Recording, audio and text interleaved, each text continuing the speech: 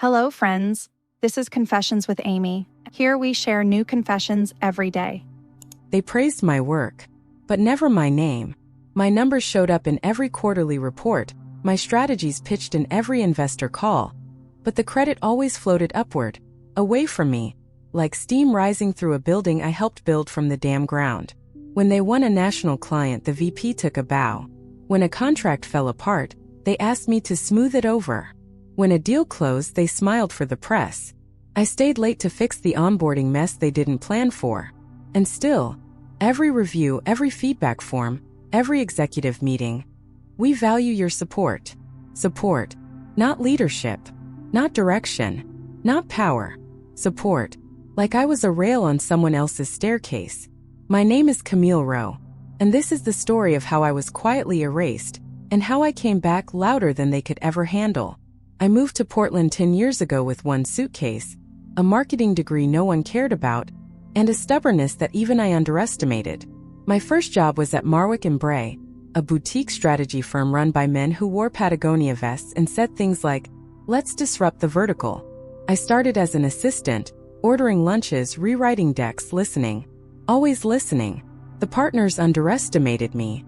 Everyone did. I smiled, nodded, and stayed silent through meetings where they mansplained things I had already executed better in private.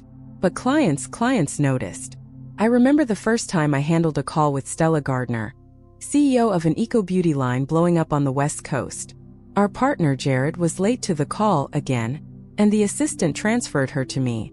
I had 30 seconds to decide whether to panic or perform. So I performed. I talked strategy, market positioning, Q4 budgeting, logistics, all off the top of my head. Stella never asked for Jared again. She asked for me. One by one it kept happening. High-value clients preferred to speak with Camille. I was the one who could calm tempers, read between the lines, close on subtle hesitations. People trusted me because I listened, because I delivered. By year 5, I wasn't in the assistant pool anymore. I was head of client strategy unofficially. I managed more revenue than any of our directors, but my business card still said, Senior Coordinator. I told myself the title didn't matter. I told myself the work would speak loud enough. Then the board brought in Chase Delaney, new VP of Client Development, Stanford MBA. Smirk like he was born in a country club. He called me Cam on the first day even though I never introduced myself that way. Said it like we were old pals at a yacht bar. I could see it coming. The way he talked over me in client briefings. The way he reworded my proposals and pretended they were his. The way he looked at me, not at me really, just through me like I was furniture that made coffee and knew how to use Excel. Then came Thursday. He called me into the glass conference room. Didn't offer me a seat. Didn't ask how my day was. Didn't even close the door. He just said, "We're restructuring your position, Camille. You'll need to clear your desk by Monday." Just like that. I didn't cry. I didn't ask why. I didn't beg. I just looked at him. And I realized something strange. He had no idea what he'd just done. When I walked out of Marwick & Bray that Thursday afternoon, I didn't slam the door. I didn't even raise my voice. But I felt something settle. Like a snow globe, finally sinking after a decade of shaking. I packed my desk slowly. No one offered to help. The office buzzed like nothing had happened, but a few eyes watched. Quietly. Guiltily. Like I'd just been executed in broad daylight and they were afraid it might be contagious. That night, I sat in my apartment, the one I had fought to afford, negotiating raises that never quite matched my value, and stared at the wall for 2 hours. No music. No TV. Just silence. And the question that every fired woman asks herself at least once, was I crazy? Was it me? Then my phone rang. Camille? It's Stella. Her voice sliced through the doubt like a scalpel. She'd heard. Apparently someone on the client coordination team let it slip. She didn't ask why I'd been let go. She asked where I was going next. I told her the truth. I don't know yet. I might freelance for a while. There was a pause. Then, good. Because we're leaving Marwick. And we're not the only ones. By Sunday, I had 5 voicemails from clients. Ronan Jeffries, the San Diego tech CEO who once told me I was the only grown-up in the room.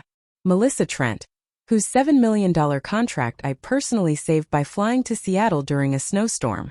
Even Tai Cho, the LA music producer who never remembered anyone's name, he remembered mine. They weren't just loyal.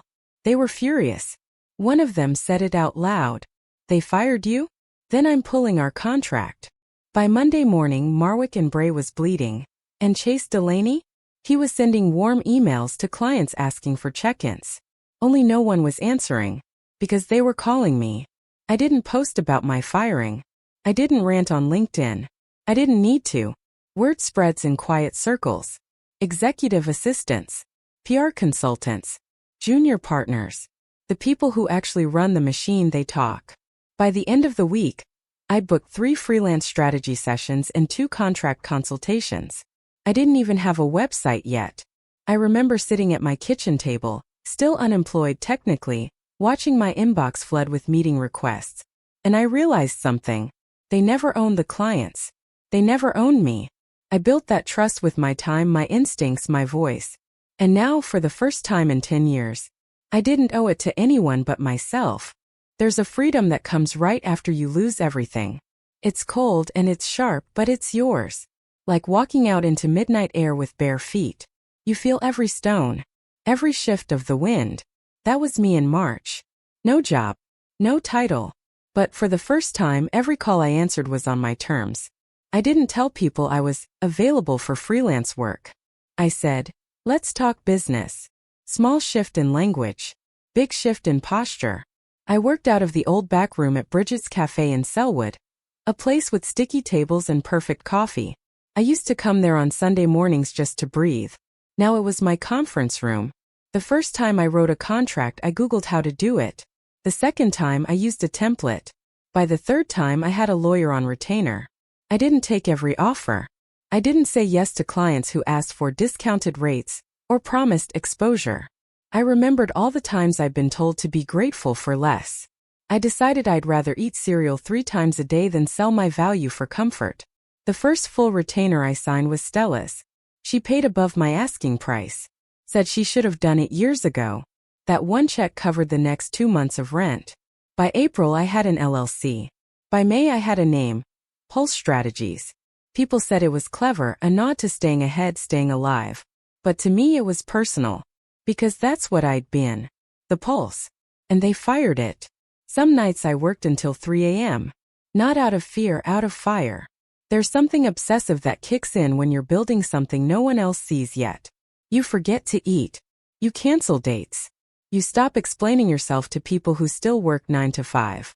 One night around 2:40 a.m., I got a message from Logan Meyer, one of the junior analysts from Marwick. Subject line: "Are you hiring?" He told me Chase had cut 2 teams and outsourced half the support staff. Said morale was tanking. Said he wanted to work somewhere that still had a soul. I said yes. I didn't even hesitate. Logan came on part-time, then full-time. He brought 3 clients with him, small ones but loyal. He also brought intel. And that's when I found out what Chase had done. He'd taken my old client roster and started reaching out directly, offering them new partnership bundles, slashing prices, undercutting strategy work. He was trying to keep the heartbeat going, but the heart was already gone. I didn't retaliate. I didn't write a takedown email. I didn't threaten legal action. I built. Quiet. Steady. Every week, one more client. One more intro call. I played the long game because I knew the house I built wasn't made of charm and buzzwords. It was made of reputation. And reputation doesn't need a spotlight. It moves in rooms you're not even in. By June, we had a downtown office. Just 2 rooms and a shared kitchenette, but it was ours. The day the sign went up, Pulse Strategies in clean matte silver, I stood outside with my coffee and watched people pass. No one knew who I was. But they would. Came on a Tuesday. Late morning. Blue sky. I was halfway through a pitch deck for a vegan food brand out of Boulder. Logan had just dropped off coffee and mentioned, with a grin, that another former Marwick client had quietly reached out. The phone buzzed. Unknown number. I almost didn't answer. But something in me knew. Somewhere the universe was grinning. Picked up. Camille Rose speaking. There was a pause, too long. Then a voice I hadn't heard in 3 months, syrupy and smug, now sharpened around the edges. Camille. Hey, it's Chase. Chase Delaney. I leaned back in my chair. Hi, Chase. No warmth. No venom. Just oxygen. He cleared his throat like he didn't expect me to pick up. I wanted to. Well, first, I hope you're doing well. I've seen a lot of buzz about Pulse. Congrats on getting that off the ground. I didn't say thank you. I let the silence stretch. He rushed to fill it. Listen, I was thinking maybe we could chat sometime about, I don't know, possible collaboration. Some clients have expressed interest in working with you again. Maybe there's a way we can, coordinate. There it was. Polite words. Dressed up in panic. What he really meant was, we're bleeding. Clients are jumping ship. You built the lifeboat. And now I need a seat. I almost laughed. Not because it was funny. Because it was inevitable. Chase thought the clients were loyal to the brand, to the name on the letterhead, to the Marwick logo he pasted on every slide. But I was the one who took the late calls. Who learned their kids' names. Who stayed on the line when no one else cared. He thought I was a replaceable part. But I was the architecture. Chase, I said calmly. Do you remember what you said to me? The day you let me go. He hesitated. I mean, not verbatim. You said, we're restructuring your position. Clear your desk by Monday. Another pause. Right. Well, business is always evolving. We all make decisions we have to live with. Exactly, I said. And I'm living just fine. That silence after? That's when he knew. He tried again. Softer this time. Camille, we're both professionals. There's no reason we can't help each other out here. A mutual referral arrangement, maybe. We don't need to be competitors. I let out a quiet breath. Not a sigh, something closer to a release. We're not competitors, Chase. We're not. No, I said. Because you're not in my league. I hung up before he could answer. Didn't yell. Didn't gloat. I just closed my laptop and walked out onto the balcony. The city looked different now. Not bigger. Not smaller. Just mine. That week, 3 more clients signed with Pulse. One of them, a $12 million logistics firm, had been Marwick's whale account. They told me they were ready to work with someone who doesn't just talk strategy, but lives it. I didn't even have to ask how they found me. Word travels. Integrity echoes. By Friday, Logan forwarded me a Marwick press release. Leadership realignment and strategic refocus. Translation. Panic rebranding. Chase wasn't on the header. His name was gone. Just like mine had been. Funny how fast the wheel turns when it's not bolted to anything real. I didn't toast, didn't celebrate. I just smiled. Because this wasn't revenge. This was recognition. The first time I walked into a boardroom, I took notes. The last time I walked into one, I ran it. It was July now, 6 months since the day Chase Delaney slid my career into a manila folder and thought I'd disappear. He thought he ended something. But what he really did was give it permission to begin. Pulse Strategies was no longer just mine. We were a team of 9. Logan had become head of operations. I brought on Sasha Patel, a ruthless creative strategist from Seattle who pitched like she was born holding a mic. We had clients in 5 states. We had a wait list. We had leverage. And we had something Marwick and Bray never understood. We listened. We listened to what companies weren't saying.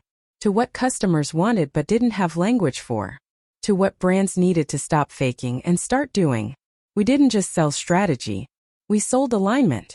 Authenticity. Direction. And it worked. One afternoon, I walked into our new office in the Pearl District. High ceilings, big windows, no corner offices. Just light, air, and forward motion. There was a chair at the end of the table, wide, dark wood, heavy. The kind of chair they used to tell me I'd earn one day. I sat in it. No ceremony. No applause. Just a quiet reclaiming. The kind of silence you get when there's nothing left to prove. Sometimes I still think about that Thursday. The glass conference room. The way Chase never looked me in the eye. The way he threw out 10 years with one sentence and a smirk. But I don't think about it with bitterness anymore. I think about it the way you think about an old scar. Not with pain but with precision. That's where it happened. That's where I changed. Because the truth is, if they hadn't fired me, I might have stayed. Might have kept building their house, thinking one day it would be mine. Might have kept waiting for permission I didn't need. Now no one gives me titles. I choose them. No one writes my value in the margins. It's the headline. No one gets to restructure my worth. Because I know what it is. You want to know what happened to Marwick and Bray? They got acquired. Quietly. Desperately. By a holding company that rebranded them into something unrecognizable. Their old clients? Ours now. Their legacy? Archived. I didn't gloat. Didn't post a victory thread. I just walked into another pitch meeting, shook a CEO's hand and listened. That's what I've always done. That's what they never understood. So if you ever get told to clear your desk, do it. But take your fire with you. Take the notes, the relationships, the instincts, the pulse. Because sometimes they don't see what you are until you leave and become something they can't touch.